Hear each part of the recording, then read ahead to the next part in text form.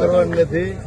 આમાં 18 વરણના લોકો છે, વધારે કોળી સમાજ છે અને કોળી સમાજનું યોગદાન, તમારા બધાનું યોગદાન ખેડૂતો માટે તમે લડવા આવ્યા છો. આપણે નથી દારૂના ધંધા કરતા, નથી આપણે કોઈની જમીન પચાવી પાડી, નથી ખનીજ ચોરી કરી, નથી બળાત્કાર કર્યા, નથી ડ્રગ્સ વેચ્યો. બરાબર, આપણે કોઈનું ખૂન નથી કર્યું. તમે બધા ગુજરાતના 54 લાખ ખેડૂતો માટે એને ન્યાય અપાવવા માટે આવેલા છો. તમારા જે છોકરા હોય, હગા હોય, જે હોય એને ન્યાય, એનો હક અને અધિકાર અપાવવા માટે.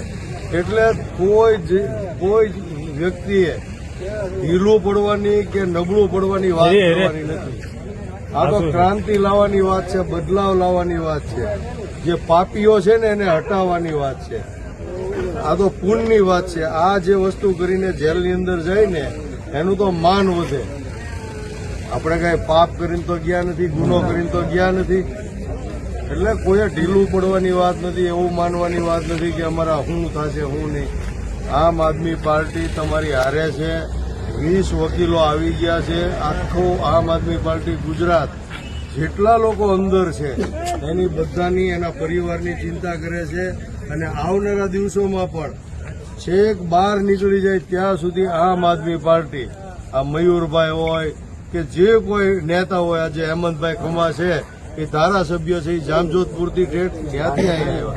સાગરભાઈ રબારી છે એ અમદાવાદથી આવ્યા. અમે લોકો ભાવનગરથી આવ્યા. મયુરભાઈ છે એ સુરેન્દ્રનગરથી. તો બધાને તમારી ચિંતા છે. દિલ્હીના નેતાઓની ચિંતા છે, અરવિંદ કેજરીવાલ સાહેબની ચિંતા છે. એટલે આપણે કાંઈ ચિંતા કરવાની જરૂર નથી. આ તો જીવનની અંદર આવું બધું તો હાલ્યા જ કરતું હોય. આવાથી નાસીપાસ થાય અને આવા પોલીસના દમનથી, ત્રાસથી ગભરાઈ જાય, ડરી જાય તો હજી 500 વર્ષ સુધી આપણા બાળકોને ગુલામી જ કરવી પડશે. ગુલામીમાંથી આપણા સમાજને અને પછાત સમાજને મુક્ત કરાવવા માટે આવી લડાઈઓ ડગલે ને પગલે લડવી પડશે. એટલે એની માટે તમારે બધાએ તૈયારી રાખવાની.